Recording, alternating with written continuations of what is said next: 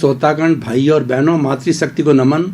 Channel 24+ news के खास विशेष, हमारे रोम रोम को प्रसन्नता देने वाला, आनंदित करने वाला, पुलकित करने वाला, हमें लाइफ स्टाइल के सूत्र देने वाला, हमारे अच्छे जीवन का निर्माण करने वाला, अच्छा व्यक्तित्व का निर्माण करने वाला, योग दर्शन शिक्षा की बातें बताने वाला, वैश्विक स्तर के संदर्भों के बारे में बताने वाला पुनरुत्थान कार्यक्रम में आपका हार्दिक स्वागत है, अभिनंदन, सत्कार है।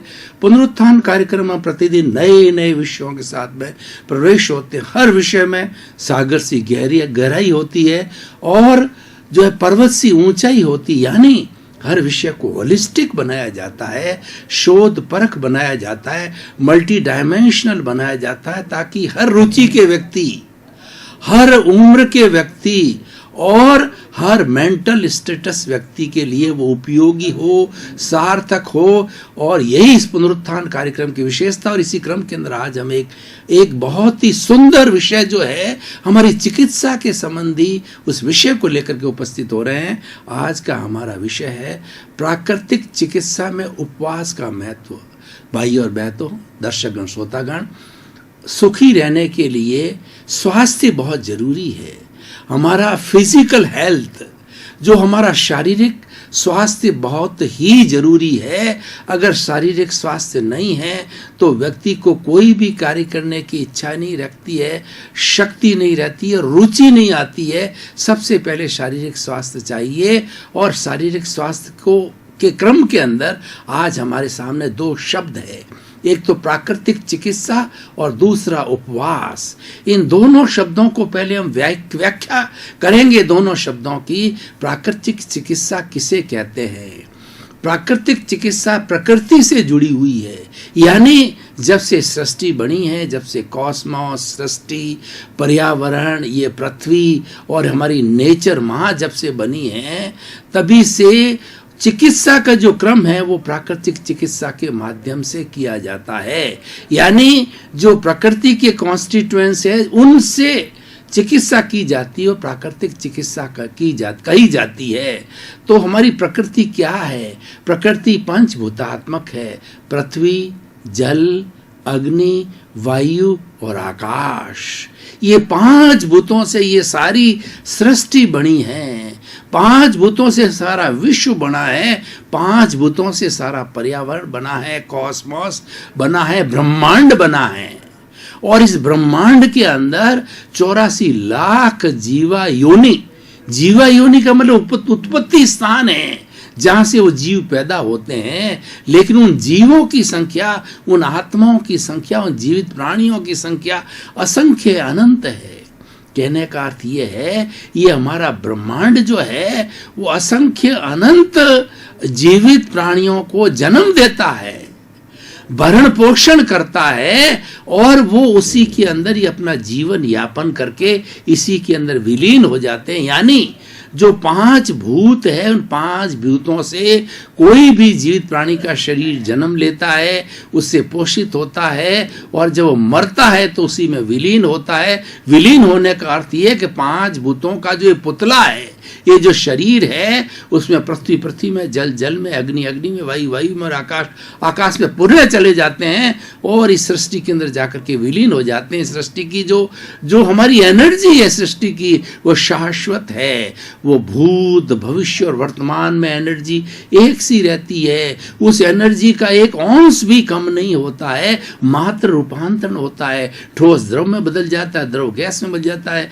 और गैस जो है वो वाइब्रेशंस में बदल जाती है। उस वाइब्रेशंस के माध्यम से जो मैं आपके सामने आज बोल रहा हूँ, टीवी के माध्यम से आता है। जितना मोबाइल है, इंटरनेट है, हमारा टीवी है, जितने भी आज इलेक्ट्रॉनिक सिस्टम है, वो सारा इस ब्रह्मांड के अंदर वाइब्रेशन के सिस्टम से काम करते हैं। जिन लोगों ने विज्ञान पढ़ा है वो जानते हैं कि साइनोसॉइडल वेव्स होती हैं, उसके माध्यम से वाइब्रेशंस बनती है। तो ये प्रकृति है, तो उसकी चिकित्सा भी इन पांच तत्वों से होती है। देखिए कि मनुष्य तो देखिए एक बहुत बड़ा विकसित प्राणी है, और मनुष्य ने हॉस्पिटल डेवलप किया, मनुष्य ने चिकित्सालय डेवलप किए, दवाइयां डेवलप की और कई तरह के टेस्टिंग के लिए लेबोरेटरीज बनाई, परंतु क्या आपने कभी सोचा है कि सृष्टि में अन्य प्राणी हैं, पशु है, पक्षी है, पेड़ है, पौधे हैं, और उसके साथ साथ में वो हमारे बर्ड्स है, चिड़िया है, उड़ने वाले हैं, तो उन लोगों की कौन चिकित्सा करता है? उन लोगों की भी चिकित्सा इन 5 तत्वों से होती है। और मनुष्य का अगर सही मायने के अंदर सात्विक उपचार करना हो तो 5 तत्वों से, प्राकृतिक चिकित्सा से किया जा सकता है। हालांकि बहुत सी एलोपैथीज आजकल डेवलप हो गई है। आज जो हमारी एलोपैथी है, यूनानी है, सिद्धा है, आयुर्वेद इत्यादि, लेकिन सबसे पुरानी प्राकृतिक चिकित्सा, इसके अंदर कैसे चिकित्सा की जाती? बहुत सरल है। देखिए कि ये प्राकृतिक चिकित्सा क्या मानती है कि 5 अशुद्धियां, कौन कौन सी अशुद्धियां? मल, मूत्र, आपका ये जो निश्वेश, जो कार्बन डाइऑक्साइड छोड़ते हैं, और उसके बाद में कफ, और कफ के बाद में पसीना। ये 5 अशुद्धियां जब किसी भी प्राणी के शरीर में इकट्ठी हो जाती है तो वो व्यक्ति बीमार पड़ जाता है। और 5 अशुद्धियों का उत्सर्जन, निकाशन, उसका बाहर निकलती रहे समय से समय पर, तो ये पृथ्वी मां कहती है, नेचर मां कहती है कि वह शरीर कभी भी बीमार नहीं पड़ेगा। इन अशुद्धियों के इकट्ठा होने के कारण ही वह बीमार पड़ता है। तो अब इनको अशुद्धियों को दूर कैसे किया जा सकता है? जैसे हमारा पृथ्वी तत्व है, पृथ्वी तत्व के अंदर मिट्टी है, मिट्टी का जो है पानी मिला करके उसका लेप बनाते हैं, लेप से उसकी पट्टी बना करके जहां जहां पर हमारे जैसे पेट के अंदर दर्द है, और देखिए ये व्यक्ति बीमार कब पड़ता है? उस स्थान पर दर्द चालू, जहां जहां पर ये अशुद्धि इकट्ठी होती है वहां दर्द चालू हो जाता है, वहां पे जो है अकड़न आती है, जकड़न आ जाती है, तनाव आता है, उस जगह पर उस पट्टी के द्वारा लेप किया जाता, पट्टी बांध दी जाती है, तो कुछ समय के बाद के अंदर वह अशुद्धि वहां से दूर होनी चालू हो जाती है। ये प्राकृतिक चिकित्सा की पृथ्वी। और जल, देखिए व्यक्ति का जब बहुत ज्यादा टेम्परेचर बढ़ जाता है और व्यक्ति जो है एकदम कहना चाहिए कि वो अच्छा फील नहीं करता है, तो जल की पट्टी बांधी जाती है, उसका टेम्परेचर डाउन हो जाता है। और अग्नि के लिए देखिए कि हमारी कई तरह की बात होती है, सोना बात कही जाती है, वाटर बात कही जाती है, कई तरह की बात दी जाती है, वो भी प्राकृतिक चिकित्सा का अंग है। और गरम भाप दी जाती है, ठंडी भाप दी जाती है, ठंडा पानी का सेक किया जाता है, गर्म पानी का सेक किया जाता है, ये सारी प्राकृतिक चिकित्सा है। तो पृथ्वी, जल, अग्नि और वायु, गर्म वायु का सेवन कराया जाता है, ठंडी वायु का सेवन कराया जाता है, और वायु से जो है तेज प्रेशर छोड़ के मसाज कराया जाता है। और ये आकाश में तो हम अवगाहना लेते हैं, हम खड़े रहते हैं, बैठते हैं, हम जितनी वॉकिंग करते हैं, मॉर्निंग वॉक करते हैं और प्राणायाम करते हैं, वो सारा जो है इस आकाश तत्व का होता है। तो इस तरीके से इनके करने से हमारा मल साफ हो जाता है, यूरिन साफ होता है, और हमारे भीतर जो कफ जमा होता है वह बाहर निकल जाता है। और परिश्रम करने से शरीर के अंदर जो हमारी हर कोशिका के अंदर जो है अशुद्धि भर जाती है, वो पसीने के रूप के अंदर बाहर निकलती है। जितना जितना पसीना निकलता, स्वेद कहा जाता है, इसको स्वीट बोलते हैं अंग्रेजी के अंदर, वो रोम रोम से बाहर निकलता, रोम रोम से अशुद्धि जो बाहर निकलता है। गर्मियों के दिनों में आपने देखा होगा कि व्यक्ति दौड़ता है, हार्ड वर्कता है, तो वो पानी की तरह टपकता रहता है पसीना, इसका मतलब अशुद्धि वो निकलती रहती है। और यही इसी तरह का जो है प्राकृतिक चिकित्सा में किया जाता है कि व्यक्ति के शरीर में से खूब पसीना निकले, व्यक्ति के शरीर में से खूब यूरिन निकले, खूब कफ निकले, और खूब जो है वो उत्सर्जन करे वो प्राणायाम के द्वारा ऑक्सीजन, कार्बन डाइऑक्साइड का। तो देखिए ये सारी प्राकृतिक चिकित्सा से होता है। ये अलग अलग विधियां हैं, और इन विधियों को कराने के लिए अलग अलग अपरेटस होते हैं, इंस्ट्रूमेंट्स होते हैं, पर सब सामान्य तरीके से होता है। उसके अंदर जितने भी कॉन्स्टिट्यूएंट्स यूज किए जाते हैं वो प्रकृति के अंदर फ्रीली अवेलेबल है, कोई हमको व्यय नहीं करना पड़ता है, और वो एकदम इजीली अवेलेबल होते हैं। तो ये प्राकृतिक चिकित्सा में। अब उपवास किसे कहते हैं? देखिए उपवास का सही अर्थ तो ये होता है कि अपने में रमण करना, अपनी आत्मा में निवास करना, और अपना आत्मा में निवास करने को स्वास्थ्य भी बोलते हैं। स्व में स्थित होना, अपनी आत्मा में स्थित होना, अपने आत्मा के करीब रहना और अपनी आत्मा में निवास करना, ये उपवास का महत्व होता है। लेकिन हम जो फिजिकल रूप से देखें तो उपवास का अर्थ हमारी भारतीय संस्कृति में माना गया है कि कोई तरह का बाहर से भोजन न लेना, भोजन को रोक लेना, वो उपवास कहलाता है। और उपवास 24 आवर्स का होता है, 2 दिन का होता है, 4 दिन का होता है, 8 दिन का होता है, 10 दिन का होता है, कई दिनों की, और अधिकतम 6 महीने तक भी लोग जो है पानी के आधार के ऊपर, या हमारी जो छाछ होती है, छाछ के ऊपर जो है वो पतला पतला पानी आता है जिसको आँच बोला जाता है, उसके आधार पर 6 महीने की लोग तपस्या कर लेते हैं। देखिए, इस उपवास का प्राकृतिक चिकित्सा से क्या संबंध है? मैंने अभी आपको बताया कि ये 5 तरह के जो मल है, अशुद्धियां हैं, ये शरीर में जमा होती तो शरीर बीमार पड़ता है। तो उपवास से क्या होता है कि उपवास से जो हमारा भोजन भीतर जाता है उसको डाइजेशन करना पड़ता है, और डाइजेशन के बाद के अंदर उसका उत्सर्जन होता है। जो जो आवश्यक तत्व होते हैं वो हमारी छोटी आंतों में कैपिलरीज आवश्यक तत्वों को ब्लड बनाती है और आगे सारा सर्कुलेशन होता है। लेकिन जो अशुद्ध तत्व बन जाता है, उस अशुद्ध तत्व वो इकट्ठा होता है, तब व्यक्ति बीमार पड़ता है। और अगर हम उपवास करते हैं तो एक 24 आवर्स का उपवास किया जाता है तो बॉडी को रेस्ट मिलती है।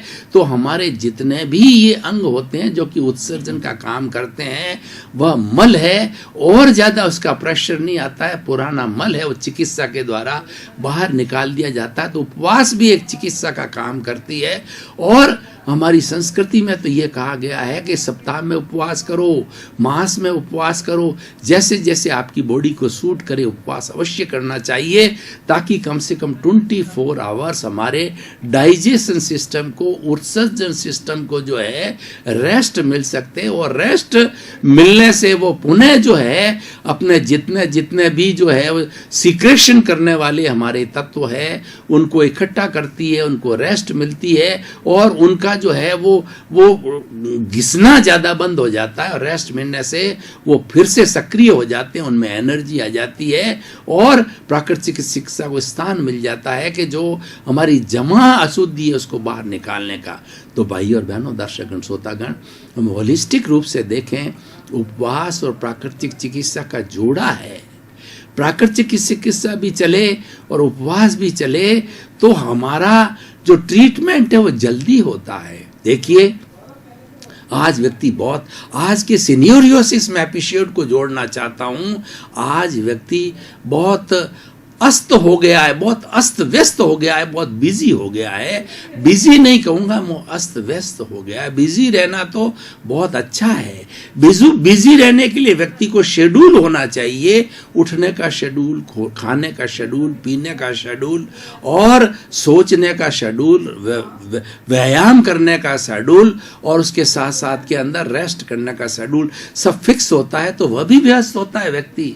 लेकिन आजकल व्यक्ति बस व्यस्त नहीं हुआ है, आजकल अस्त व्यस्त हो गया है। उसकी कोई भी लाइफ स्टाइल नहीं है, उसका कोई भी काम समय पर नहीं होता है, और समय पर नहीं होने से हर बार हमारी जो बायोलॉजिकल क्लॉक हमारे भीतर है उसने सब अपना टाइम एडजस्टमेंट करती है, और उसी के अनुरूप हमारी लाइफ स्टाइल बनती है। इतने बजे सोना, इतने बजे खाना, इतने बजे विश्राम करना, इतने बजे व्यायाम करना। जब सारी चीज फिक्स होती है तो बायोलॉजिकल क्लॉक 24 आवर्स में बराबर चलती है, और उसी समय के अंदर आप रोज 12 बजे आप खाना खाते हो तो 12 बजे भूख क्रिएट हो जाती है आपके अंदर। रोज 10 बजे सोते हो रात को, बायोलॉजिकल क्लॉक जैसे अलार्म कैसे लगता है उसी तरह से बायोलॉजिकल क्लॉक आप में उबासी वगैरह ऐसी स्थिति क्रिएट कर देती है। आप रेस्ट कर लो, और हर चीज के अंदर, उठने में, खाने में, पीने के अंदर बायोलॉजिकल क्लॉक अपना टाइम एडजस्ट करती है। वही एक लाइफ स्टाइल कहलाती है।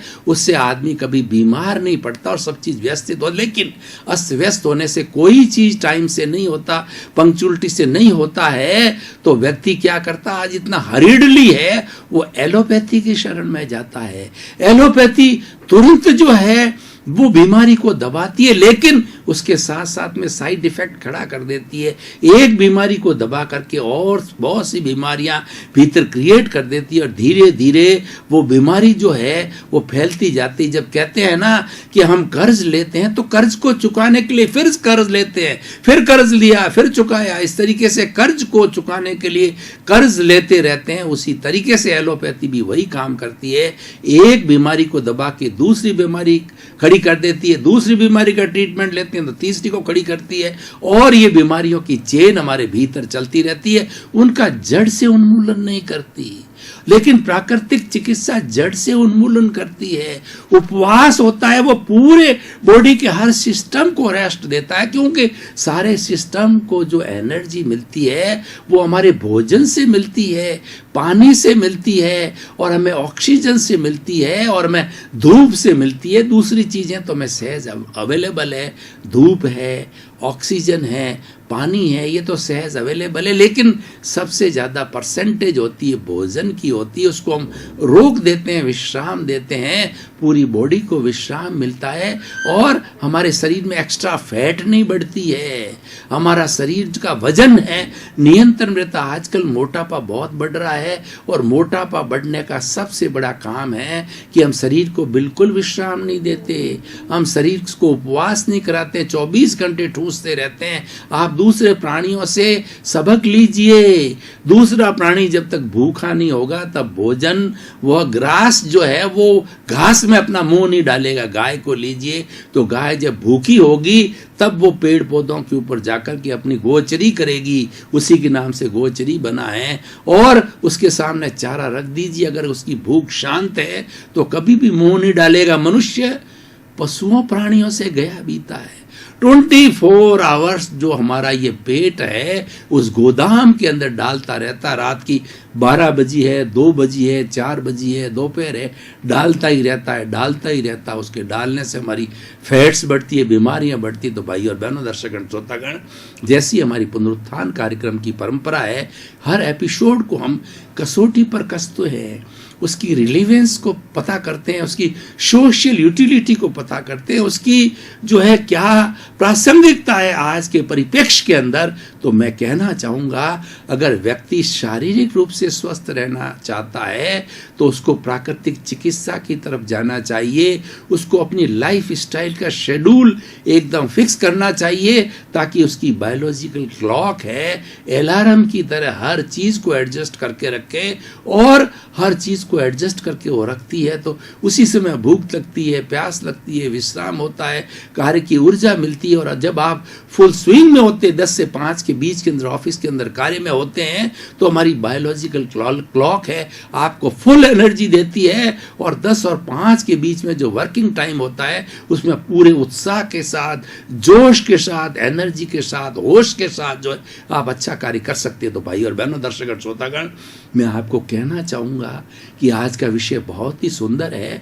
आप प्रकृति की ओर जाएं, आप प्रकृति को निहारें, प्राकृतिक नियमों को समझे। प्राकृतिक माँ कहती है कि मैंने तुम्हें जन्म दिया है, तुम्हारे भरण पोषण की मेरी जिम्मेवारी है, तुमको मैं कभी बीमार नहीं पड़ने दूंगी। आजकल जितने भी हमारे देखिए एपरेटस आते हैं, फ्रीज आता है, हमारा टीवी आता है, या हमारा जो कहना चाहिए ये कूलर्स आते हैं, हर एक के अंदर यूनिबिल्ट सिस्टम होता है, स्टेबलाइजर होता है, उससे कभी भी वो जलता नहीं है, उसमें कभी अप डाउन को सहन कर लेता है। पृथ्वी माँ भी कहती है कि मैंने यूनिबिल्ट सिस्टम तुम्हारे भीतर लगा रखा है, पर यूनिबिल्ट सिस्टम तब काम करेगा जब आप मेरी शरण में रहोगे, मेरी आज्ञा मानोगे, मेरे नेचुरल लॉज को मानोगे और नेचुरल के करीब रहोगे। नेचर में रहिए, नेचर कहती है आप खुलेपन में रहिए, आप खुली हवा में रहिए, एसी के अंदर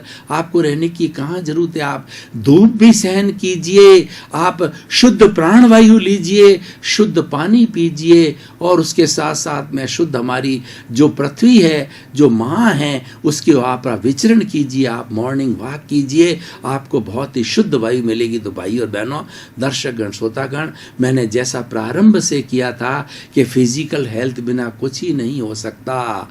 कोई व्यक्ति अगर बीमारी बीमारी की अवस्था में है, उसका स्वास्थ्य ठीक नहीं है, उसको कोई भी काम करने का मूड नहीं होगा, तो इसीलिए व्यक्ति को अपने जीवन का पूरा सार निकालना है।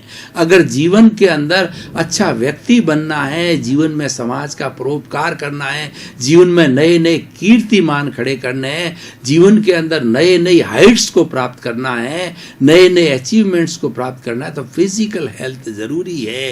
क्योंकि फिजिकल हेल्थ के बिना आप नहीं कहीं जा सकते, ना कोई आप प्रवचन कर सकते, नहीं पढ़ सकते, ना लिख सकते, ना बोल सकते, ना 10 to 5 जो हमारा वर्किंग पीरियड है उसमें एफिशिएंटली हम काम भी नहीं कर सकते। इसलिए भाई और बहनों, दर्शकगण, श्रोतागण, मैं आपको जिस एपिसोड के माध्यम से नम्र निवेदन करना चाहूँगा कि आप अपनी लाइफ स्टाइल को सही कीजिए।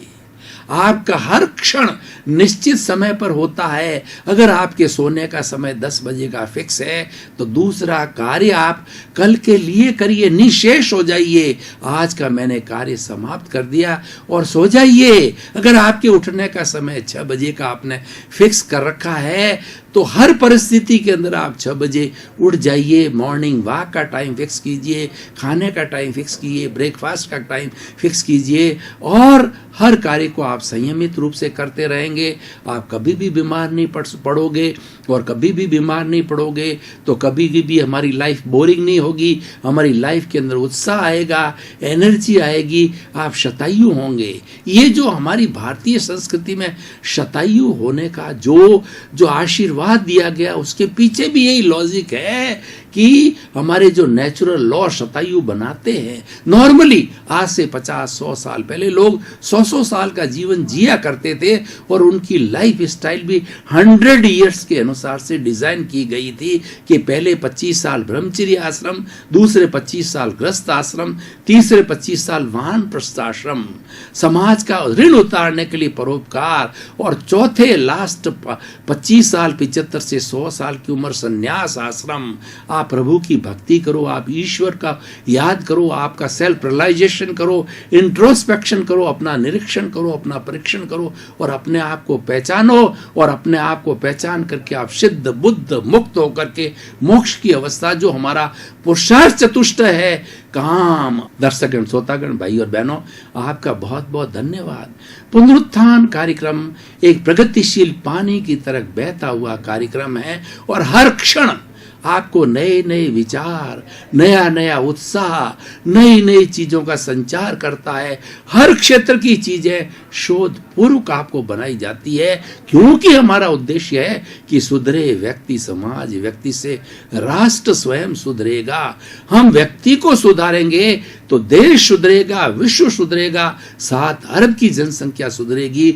यही हमारे पुनरुत्थान कार्यक्रम का महत्व है और उसका उद्देश्य है। इसी क्रम में आपका जीवन आनंदमय हो, मंगलमय हो, सुखमय हो, आप शतायु होकर के और खूब परोपकार करें, अपने जीवन को धन्य बनावें। आपके प्रति मंगल भाव।